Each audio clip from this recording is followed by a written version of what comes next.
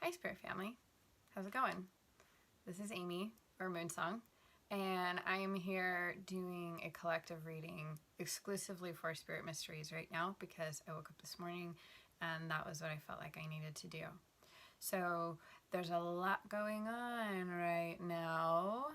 We have some majorly huge powerful Aries energy, and I think where that relates to a lot of us specifically is that if you look at the illuminated aspect of Aries, it has to do with your spiritual identity, like who you are as a soul.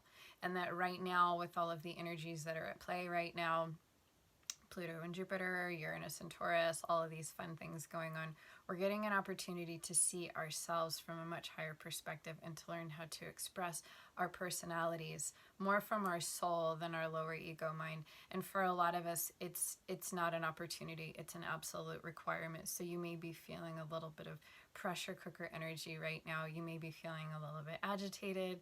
You may be feeling like you're up against a wall inside yourself. And if you're feeling that, the answer is just to surrender to what's going on, because there's a lot of things from our past that are coming up right now that are needing to be released. So if you're finding yourself caught in these patterns of things coming up to you, like history repeating itself, like weird synchronicities like happening where you're going like, and it connects you to something, like old dreams you might have had maybe getting triggered right now, it's because it's time to bring everything forward and bring everything back around, because there's things in us that are completing right now. And so they're not just completing, but they're also beginning. There's a lot of, it's like birth pang energy that a lot of us are feeling in ourselves. So the more that we've done our work right now, the more that we have learned how to balance our conscious with our subconscious, the more that we have learned how to balance the masculine and feminine aspects of ourselves, and the more that we've begun to balance, the fear and the doubt and the all of the polarities that are really strong inside of us, the more that we started to bring them together and realize that fear is a friend, that's leading us to our intuition, the easier it is to go through this, because it's hard stuff, right? But the thing is that as we grow and as we courageously step forward and say yes to who we really are and leave behind the old ways that we took on so that we could be agreeable to this world and the people who are more in the three-dimensional mindset. I just lost my train of thought. That's great. So anyways, the more that we've been working on this, the easier this is going to be, because even though this is hard stuff, this is like, it's like graduation time. It's like very strong Capricorn initiatory energy. The more that we've done the work, the more that even if this gets harder, we realize that our capability is just going up and up and up. Like, we are capable of taking things on and facing things in ourselves and externally that we might like look back at ourselves 10 years ago and be like, wow, if this had happened 10 years ago, I would have just shriveled into a little ball and never recovered. But we're finding that this capacity is emerging, and so much of that capacity is coming from knowing that we travel with our higher self, knowing that we are not alone, knowing that we are fully supported, and that in every moment all there ever is to do is to ask and to allow help to come to us, to allow guidance to come to us. I feel like I cannot talk fast enough to get this information out, but this is like sort of that Aries energy that's like, come on, let's go, let's do it, let's move forward, let's make it happen, let's step into who we really are.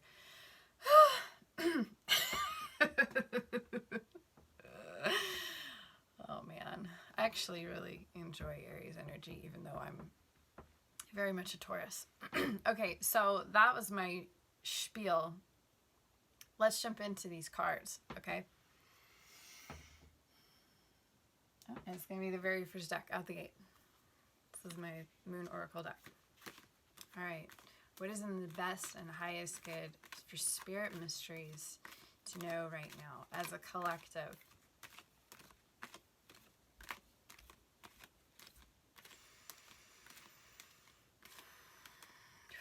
Okay, yes, coming back into being slow and steady like the Taurus, which is where we're going. In like 2 days, we're going to be moving into Taurus energy. which takes all of this fire, all of this like awareness and intensity, and it slows it all down and brings it into the third dimension and says, how do you make it real? How do you make it sustainable? Okay.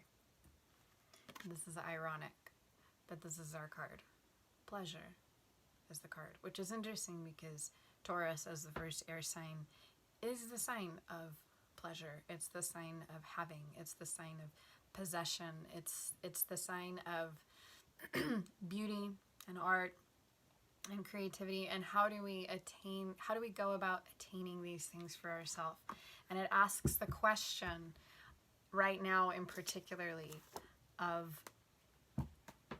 achievement in terms of how you value yourself, how you love yourself, what it is that you actually find yourself to be worthy of. And this is a very, very important question to be asking yourself right now, because the seeds that you plant right now, and we're moving towards this Taurus new moon, the seeds that you plant right now, the intentions that you set, have long-term effects right now.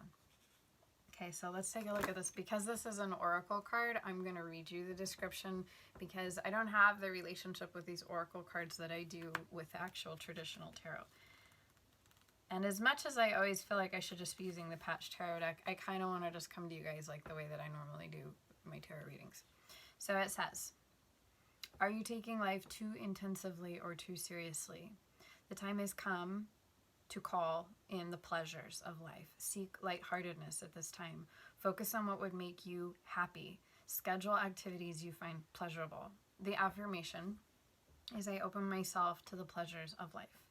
In our search for a better life, something happened along the way. We forgot how to find real pleasure in what we do rather than just being diverted from the everyday.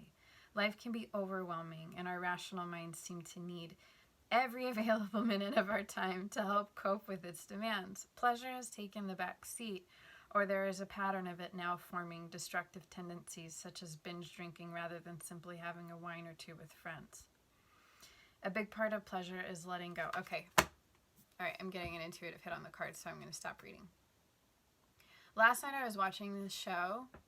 It's a show from the UK, and it's just about people building houses and like the process of building their houses and you know, just the process of what it takes to have an idea about something, to plan it out, to create a blueprint, and then to decide, okay, like, how much money do I have? How much time is this going to take? How do I realistically make it happen?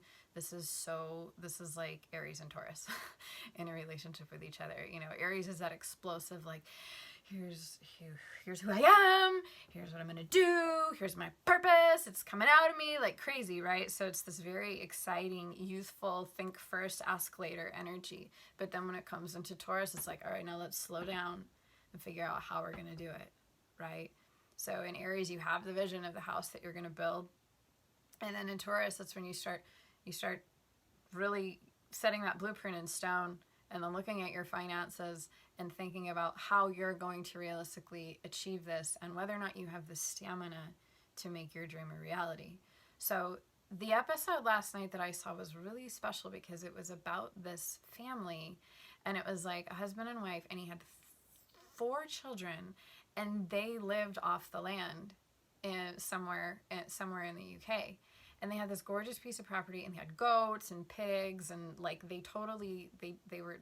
were sustainable with like what they grew on their land. And they didn't really have jobs. The husband did work, he was a carpenter, but mostly their life was about like the experience of providing for yourself every day. And he was building this house, this really big, beautiful house that kind of looked like a glorified Hobbit mansion. And what made this story so special is that it took him 10 years to build this house. Like, the kids were little when it started, and by the time they were done, the kids were like teenagers and almost 18 years old. And so the guy was interviewing, and he was saying, like, so do you feel like it was too little too late? You know, like your kids are ready to leave? And he said, No, I don't, because it was more about the experience for these kids. Like, even if they don't get to spend as much time living in this house as I want them to, their childhood was the experience of this house being built and all of the things we did and the way that we lived our life and the way that we all worked together to create every little nook and cranny of this house. Like, he built everything on his own. Like, even the hinges of the door he built on his own, because he said it was about, for him, it was about the pleasure of the experience. And it really, really touched my heart, because I was like, wow, that would drive me crazy. You know, like, there was a part of me that's like, that would drive me crazy. I would just want to live in my house. But it touched my heart so deeply to see someone, to see like a family so completely unplugged from like my country's way of thinking, which was like, get it done, success, like achieving things, instead of the process of achieving something, and the presence that you bring to it while you do it, and being in the moment, right, and sharing the experience with other humans, being in community. Like, it's like kind of like growing a garden. Like, yeah, you want to grow the food, but the process of growing the garden is so exhilarating. Anyway, I'm talking about this a lot, but where I feel that this is important is for us to be able to really reassess what our relationship is to pleasure, and how it is that we really gain enjoyment. And if we've fallen into that trap of like needing to come to a place of excess in order to enjoy ourselves because we're so stressed out, that our pleasure becomes our coping mechanisms, where it's like, yeah, no, you can't just have one drink, you have to get drunk because you're trying to push away what your normal everyday life is like, you know, or the things in your life that aren't the way that you want them to be, or the relationships in your life that aren't the way you want them to be, or the things about yourself you haven't coped with, so you might have an unhealthy relationship to food or things like that.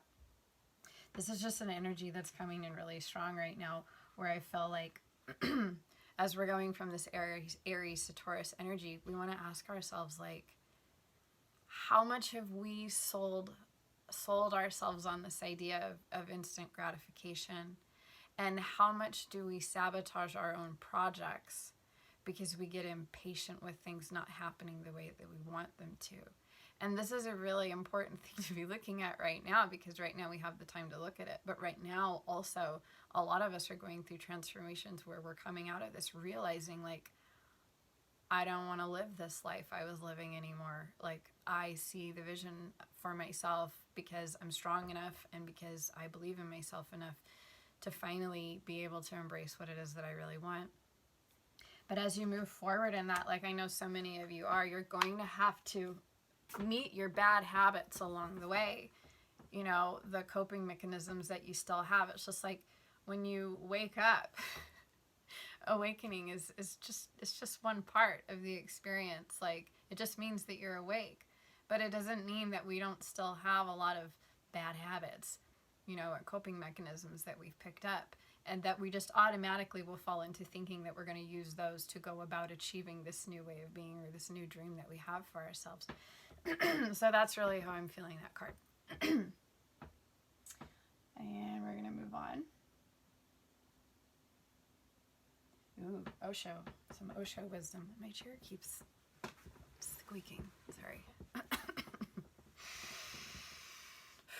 Maybe you might want to see my cards. This is the Osho Zen deck. I highly recommend it.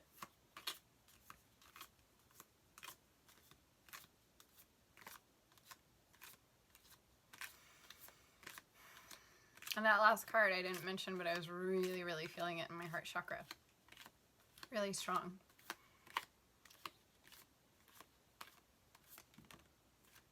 Okay.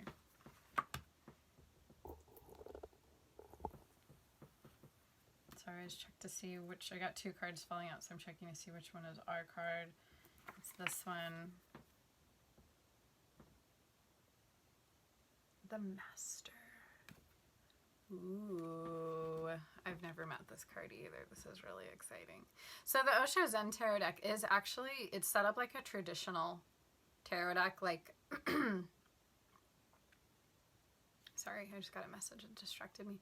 This is set up like a traditional tarot deck, but it has its own Osho flavor. So it takes me a second sometimes to figure out like which card I'm actually dealing with.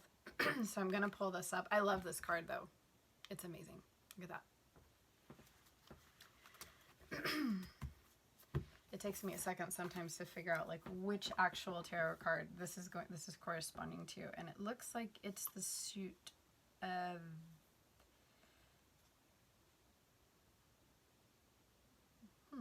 water, clouds. I'm actually not sure. It's purple, so let's see here.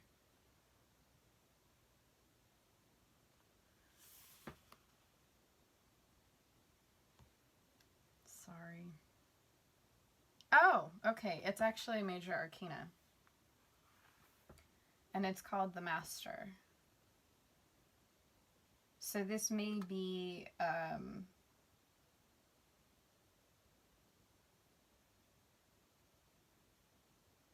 I'm sorry for my pausing here. It's the last major arcana in this particular deck, but it's not exactly the same. Like, they have more cards, I think, than the traditional tarot, so I can't tell you exactly which card it corresponds to. I'm not going to worry about it. Letting it go. Letting it go. So let's take a look at this. The Master. Okay. Try to hold it up while I read it. The Master in Zen is not a master over others, but a master of himself. His every gesture and his every word reflect his enlightened state. He has no private goals, no desire that anything should be other than the way it is.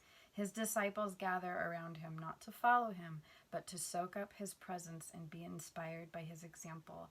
In his eyes they find their own truth reflected, and in his silence they fall more easily into the silence of their own being.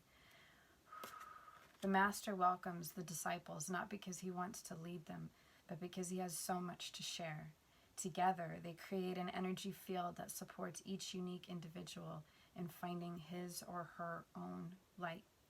If you can find such a master, you are blessed. If you cannot, keep on searching. Learn from the teachers and the would-be masters and move on. Beyond mind, there is an awareness that is intrinsic, that is not given to you by the outside and is not an idea. There is no experiment up to now that has found any center in the brain which corresponds to awareness. The whole work of meditation is to make you aware of all that is, mind and disidentify yourself from it. That very separation is the greatest revolution that can happen to man. Now you can do and act on only that which makes you more joyous, fulfills you, gives you contentment, makes your life a work of art, a beauty. Taurus, that this is possible only if the Master in you is awake. So good. Right now, the Master is fast asleep, and the mind, the servant, is playing the role of Master. The servant is not even your servant. The servant is created by the outside world. It follows the outside world and its laws. Once your awareness becomes a flame, it burns up the whole slavery that mind has created. There is no blissful, more precious, no blissfulness more precious than freedom, than being a master of your own identity.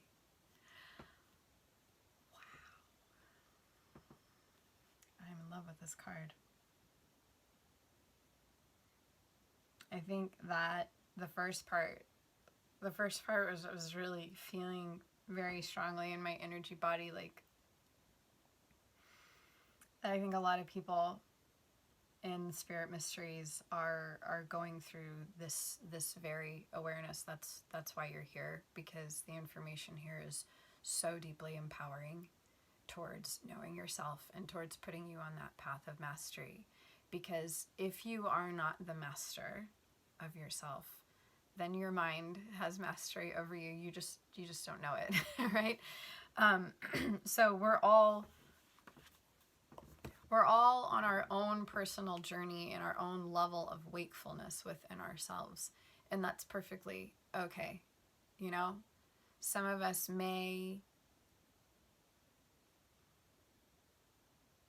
like what I'm feeling right now is like, it's like the way that we doubt ourselves, or the way that we become afraid or maybe feel threatened, like by other people, like in sharing ourselves and sharing our information, and to be reminded that it all comes back to our own relationship with our mind and how we're managing our own selves, and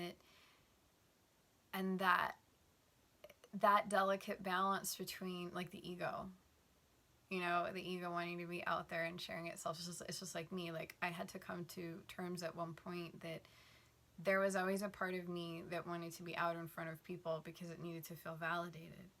But there was also another part of me that always needed to be out in front of people because I'm bursting with the desire to share love and to share consciousness and to share awareness and to share what I've learned. And not just to share, but also to learn, to be in the midst of people who I can speak freely to and also listen to freely. And that is such a blissfully freeing experience, to be in that state of like teaching and learning and sharing and learning mastery together. But that as we go through that process, there will be times where we get triggered, you know, because we still have those we still have protection mechanisms. We still have aspects of us that are asleep, and that's perfectly fine. That's what the moon card is all about. And thank you, people like Spiro Shots, who helped me to understand the essence of that moon. That's telling you, like, look, you gotta go inside, and you're gonna have to walk this very narrow path between the part of you that's living an illusion.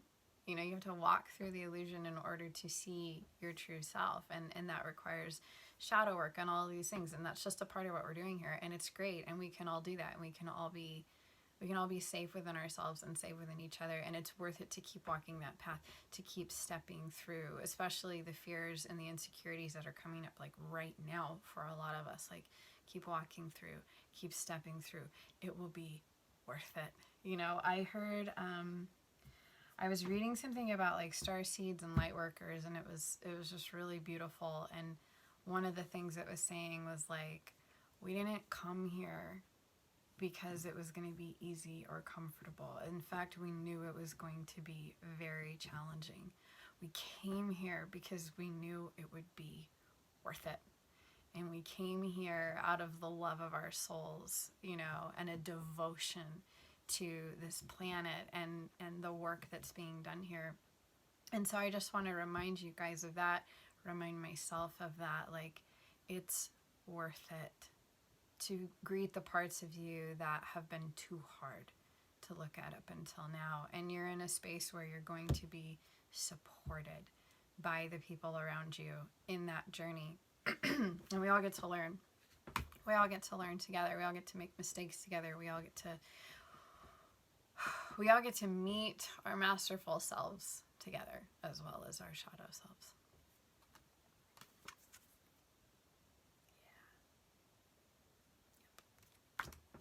Yeah. Okay.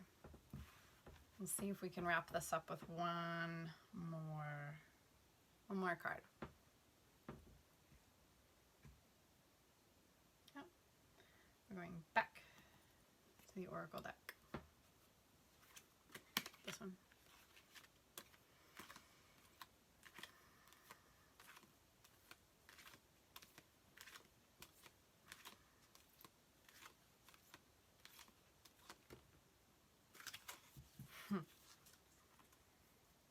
Yep. This card I know.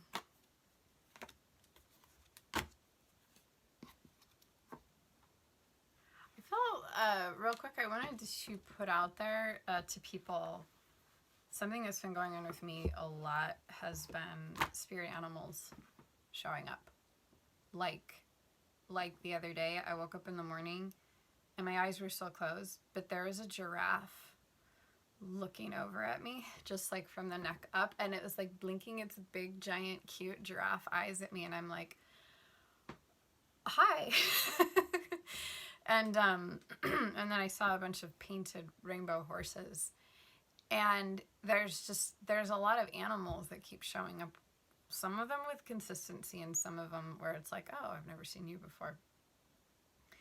But I feel like that may be happening to a lot of people right now. And one of the things that I am learning is that this is the support of the planet speaking to you with these animal spirits that are coming to you, and they're containing like assistance and guidance for you. And I don't know why, but I just felt prompted to bring that up, because maybe there's some people out there who haven't really noticed yet how often they're seeing the animals, or they haven't validated it, or maybe they're discouraged because they get online and there's like a bajillion descriptions. Like take it seriously. Like, create, you know, if you're getting visions, or you're seeing animals, or anything, whatever it is, start taking note and keeping track of it. But do your best not to put it in a box and think that you know what it means, because just like everything, like our awareness, our understanding of our internal guidance system and our relationship to the planet as well as to galactic energies, it's evolving. And right now it's amping itself up. Like, we're acquiring new levels of consciousness and awareness to guidance and support. So do your best not to have any limited mindset about it. Like, become open to it, right? Just felt like I needed to mention that. So this card, this is a great card. It's called The Void. The Void. And it's the very beginning of this oracle deck. And it speaks about, I'm actually pull it up. Like, for me, it's speaking to the space between seasons, right? Or the space between making a change, you know, making a decision to change, and the change actually coming in. Like, ending the relationship and being alone, you know, and waiting for the next relationship that's more resonant with who you are to come in. And the absolute importance of that space. And this actually, okay, no, I'll just go with it for now. So one of the things that's going to happen on April 21st is that even though we're going to go into Taurus, so Taurus will be at 1 degree, we're going to have the sun squaring Saturn in Aquarius, which is like it's a stop. It's a stop and assess. It's a turning point. It's a shifting energy, right? So even though we're coming out of this Aries energy that's like, oh my gosh, I have this better image of this better understanding of who I am from my soul, and now I'm starting to move into this energy of how I'm going to make that real for the long term, then there comes this energy that's like, no, stop and assess even more deeply. It's like hangman energy, because the thing about the hangman energy is it denotes an awareness of purpose, but a need to just surrender, like what you think you know, and to have to wait. And that we undervalue sometimes, especially when we've had the vision, right? And we know what we want to do. To get held up can bring up so many weaknesses in us, because we may have a fear that we won't be able to keep up our stamina, or we won't be able to, you know, if we don't act now, it won't happen. Or we might be feeling a sense of scarcity, like for example, with me, like getting into doing so much online tarot stuff lately, I started noticing how much other people were doing it, and that started to make me feel a little nervous, like, oh gosh, well, you know, I'm just like one little person doing tarot, and there's all these other, you know, I started worrying about what other people were doing instead of staying focused on what my call was. And that is a very, very real energy right now that can sabotage you right when you're on the edge of exploding into so much more awareness about who you are. So remember that the void space, the space in between, the hold up, the hang up, whatever it is, it's a gift, right? Because even if you're being held up by somebody who appears to not have your best interest at heart, what you have to remember is that spirit and your higher self always has your best interest at heart. So whatever it is that's going on externally, if you can reach to the higher source and be like, okay, I want to see what okay, I just got the image of roots. What roots do I need to strengthen in this pause right now? Because if I'm not able to move forward, it's because there's something in me that needs to get a little bit stronger before I actually take this on, before this project comes to pass. Like, it's like the guy building his house. There were so many things because he wasn't able to just do it as quickly as some of us would have liked. It took 10 years, but over the 10 years, he was able to bring such a level of meticulousness and detail to every little thing that he did, so that when his masterpiece was complete, it was his version of perfection, because he wasn't allowed to just do the thing in every moment. He had to wait for the money to come, right? We have to remember that the holdups are generally tremendous gifts, and we're talking about a collective holdup happening, because this is collective energy, this sun squaring Saturn in Aquarius. And because it's in Aquarius, and this is very much according to like Molly McCord, that's the astrologist I love to listen to and learn from. But anyway, that sun squaring Saturn being in Aquarius has to do with the future. So a lot of you are already planning what it is that you're wanting to do for the future, but there's something else. There's something else to see about it. You know, there's something that you don't see yet coming. So allow that void space to happen for you and be present with it. So just because I didn't even like look at the description of the card, I want to make sure there wasn't something that I missed. Oh, okay, so it's talking about, this is like the dark moon or the new moon, which is also interesting because we have a new moon in Taurus coming up, and that is on the 26th, I believe. That's when the new moon in Taurus is happening. So, and obviously, as we know, as we've been following these wisdom moons, the new moon is the time to be setting the intentions, right? So it says, while the full moon, full attractive power, gets all the publicity, the dark moon, which offers the infinite possibility of a clean slate, is just as powerful in its own way. Excuse me.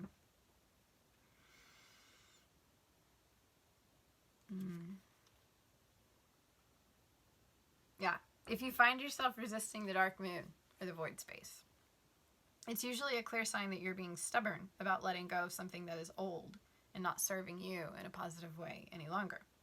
Often that is a fear or pattern that was created to protect you in some way. However, now it's outdated, and yet you're still carrying it or acting it out. Know that this moon is powerful, but it is also incredibly gentle in the way it helps you unravel what actually is, so you can embrace the fresh start of tomorrow. So relax, reframe, and think about how much better your life will be without that bad habit, fear, or pattern. Get very clear about the possibilities of this transformation and what it will give you in real terms. This is the power of the dark moon. It is the optimum time in the cycle to release the old and cut the cords of relationships and traumas that deserve no time or attention in your present.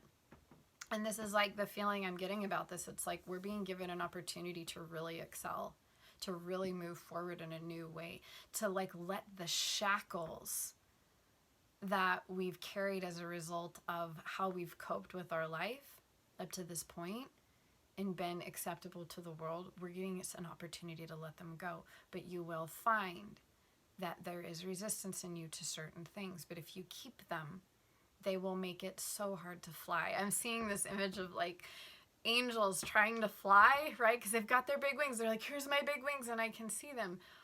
But some of them have like these balls and chains, and so they're flying, but they're flying with this thing that's like dragging them down. And so like, why would we choose to move forward into this energy and hold on to things that just like pains that we don't need, like wounds that we need to let go of? Like sometimes we think that we hold on to old wounds so that we don't get hurt again.